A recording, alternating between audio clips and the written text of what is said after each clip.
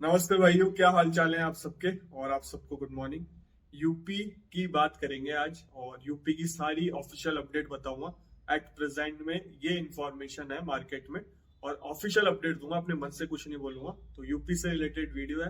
Video start करने से पहले अगर आपने आरपीएससी एपीओ का फॉर्म फिल किया था, उससे रिलेटेड एक अपडेट आई है। विड्रॉ करना है फॉर्म जिन्होंने अपीयरिंग से फॉर्म फिल किए थे।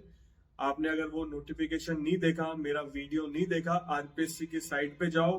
डेट दे रखी है उन्होंने, शायद 9 तारीख लास्ट डेट है। विड्रॉ करना जरूरी है, ठीक है। और उससे पहले करेक्शन का आया था, करेक्शन नहीं करोगे तो अगर गलत इन्फॉर्मेशन दिया तो एफआईआर की बात भी कही गई थी। तो एक बार वो नोटिफिकेशन देखो, समझो, उसके बाद कदम उठाना। अगर आपने अपीयरिंग से फॉर्म फिल किया तो विड्रॉ करना पड़ेगा आपको। और बहुत सारी चीजें हैं। तो जो आरपीएससी का नोटिफिकेशन है एक बार पढ़ लेना, अगर नहीं पढ़ा तो मेरा वीडियो देख लो जाके। और जो बच्चे लॉ क्वालिफाइड हैं, फ्रेशर हैं, जिन्होंने फॉर्म फिल कर रखा है, वो तैयारी करो। 19 जनवरी को पेपर है। टेस्ट सीरीज दो, लिंक है डिस्क्रिप्शन बॉक्स में। काफी अच्छी टेस्ट सीरीज है लॉ की। हिंदी इंग्लिश की सेपरेट भी है, फुल मॉक टेस्ट भी है। आपको फ्री स्टडी मटेरियल मिलेगा, फ्री नोट्स मिल जाएंगे, बहुत कुछ मिलेगा आपको अगर आप टेस्ट सीरीज परचेज करोगे। लेटेस्ट एग्जाम पैटर्न पे है। सीनियर प्रोफेसर ने बनाई है टेस्ट सीरीज, काफी मेहनत करी है कोचिंग वालों ने इस टेस्ट सीरीज के लिए। और तो काफी अच्छी टेस्ट सीरीज है, मैंने खुद ने देखा है, तभी आपको रेफर कर रहा हूँ। तो लिंक है डिस्क्रिप्शन बॉक्स में। ऐप डाउनलोड कर लेना, कोड यूज कर लेना नितिन20, आपको ऑफ मिल जाएगा 20%। और वैसे भी सस्ती है टेस्ट सीरीज। और ऑफलाइन चाहिए अगर आप जयपुर से हो तो उनके फोन नंबर शेयर कर दूंगा कृष्णा अकेडमी के, आप उनसे बात कर सकते हो। और आरपीएससी का नोटिफिकेशन भी देख लेना जो विड्रॉ वाला है। ऑफिशियल नोटिफिकेशन है आरपीएससी की साइट पे। अगर नोटिफिकेशन नहीं देखना तो मेरा वीडियो देख लेना। अब बात करते हैं यूपी यूपीओ की। देखो, कल के वीडियो में मैंने आपको बताया था कि इतनी ऑल ओवर इंडिया वैकेंसी खाली है, तो आज यूपी की थोड़ा बात कर लेते हैं इसमें। ये फोटो देखो सबसे पहले। इसमें 33 पॉइंट, मतलब नीचे से चौथा पॉइंट है उत्तर प्रदेश। 981 वैकेंसी बता रहे हैं इसमें। और ये 21/11/2024 तक का है। मतलब 21 तारीख जो गई है उस तारीख तक 981 वैकेंसी खाली है। और इसमें हायर जुडिशरी भी होगी, लोअर जुडिशरी भी होंगी, एसीजेएम की भी होंगी, सारी वैकेंसी होंगी। तो 980 करीब वैकेंसी यूपी में खाली पड़ी है। सोचो कितना बड़ा कैडर आ सकता है अगर गवर्नमेंट चाहे तो वैकेंसी कराए, चाहे वैकेंसी इस पे हो जाए। अब बात आती है पेपर कितने पे होगा। ये सामने फोटो देखो। हालांकि ये यूपी सिविल जज से रिलेटेड ही नोटिफिकेशन है। 218 वैकेंसी करवानी है इनको।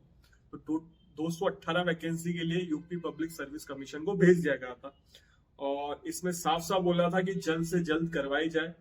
218 पद है और सबसे अधिक पद 90 है जो अनरिजर्व कैटेगरी के लिए है। और ओबीसी के लिए 54 है। बाकी अनरिजर्व जो भी रिजर्व, मतलब और कैटेगरी है रिजर्वेशन, क्योंकि यूपी की अलग कैटेगरी भी होंगी थोड़ी रिजर्वेशन। राजस्थान में अलग है, बिहार में अलग है, हर स्टेट की अलग होती है कैटेगरी।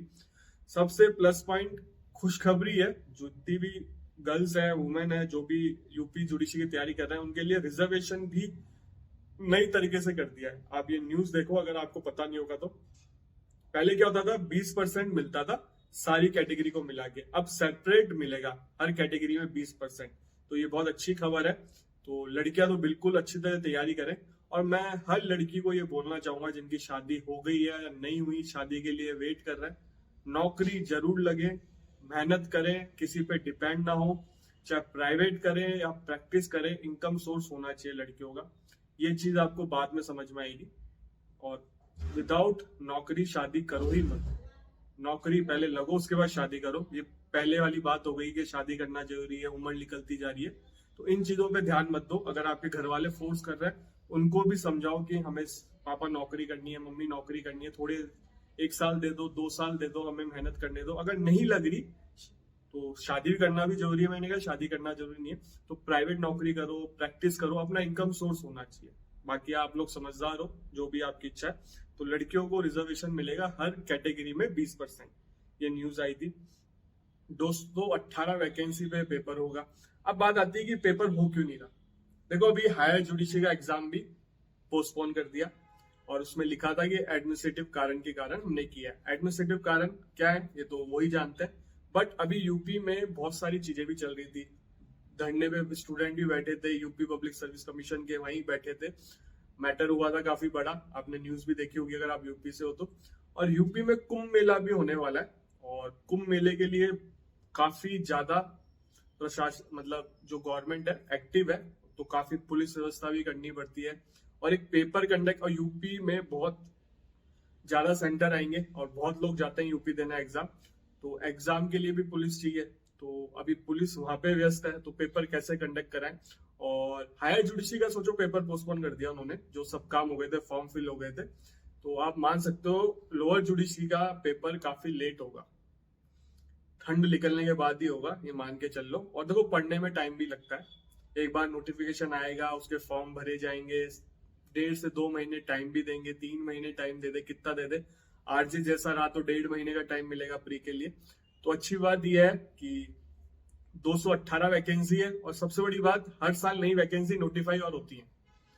जनवरी आने वाला है और वैकेंसी नोटिफाई हो सकती है, तो क्या बता इंक्रीज होके आ जाए 218 से भी ऊपर और वैकेंसी भेज दी जाए। तो मैं यही कहूंगा, अगर जो पढ़ रहे हैं वो पढ़ाई रखें, और जो एग्जाम होने वाला है जैसे राजस्थान एपीओ, उसको ढंग से पढ़ के दें। काफी अच्छी जॉब है, गजेटेड पोस्ट है, सैलरी पे मत जाए, प्रोविजन पीरियड में कम सैलरी मिलती है, बाद में इंक्रीज हो जाती है सैलरी। मैं ये कहना चाहूंगा, अगर किसी नौकरी में लॉ में जज से ज्यादा किसी के पास पावर है, तो मतलब जज के बाद किसी के पास पावर है तो एपीओ के पास है, मतलब सरकारी वकील के पास है। जेलों में भी नॉर्मल ऑफिस में ही रहता है, इसमें मतलब काफी अच्छी जॉब है। तो मैं यही कहूंगा कि ढंग से पढ़ाई करके दो, इसमें प्रमोशन धीरे होता है, जेलों में प्रमोशन अच्छी जल्दी होता है। और एपीओ पर हायर जुडिशरी का एग्जाम दे सकता है, जेलो हायर जुडिशरी का एग्जाम नहीं दे सकता। तो इस चीज में ध्यान रखते हो, इसमें काफी अच्छी मेहनत करना है। ये वैकेंसी बहुत टाइम बाद आई है, वैसे यूपी में भी एपीओ की वैकेंसी आएगी, उत्तराखंड में भी एपीओ की वैकेंसी आएगी, बिहार में भी आएगी, बहुत जगह आएगी।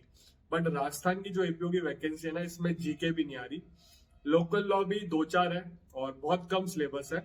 और हिंदी इंग्लिश अगर आप ढंग से फोकस कर जाओगे, हिंदी इंग्लिश पे आप प्री की कट ऑफ निकाल दोगे, लॉ तो आप पढ़ लोगे। लॉ ढंग से पढ़ जाना बेयर एक सफिशियंट है राजस्थान एपीओ के लिए।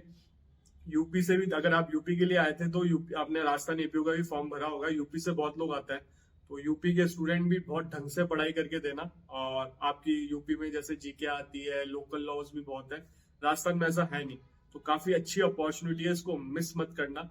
मैं तो यही चाहूंगा कि नौकरी लगे आप लोगों की। और जो 26 से नीचे होता है ना, 26 से नीचे एज के, हम भी उस कैटेगरी से निकले हैं, तो हमें भी यही लगता था कि तो 26 के हुए हैं, 25 के हुए हैं, कर लेंगे, आराम से कर लेंगे। हमने तो बहुत बड़ी गलती करी है, हमने लास्ट ईयर में पढ़ाई चालू नहीं करी थी।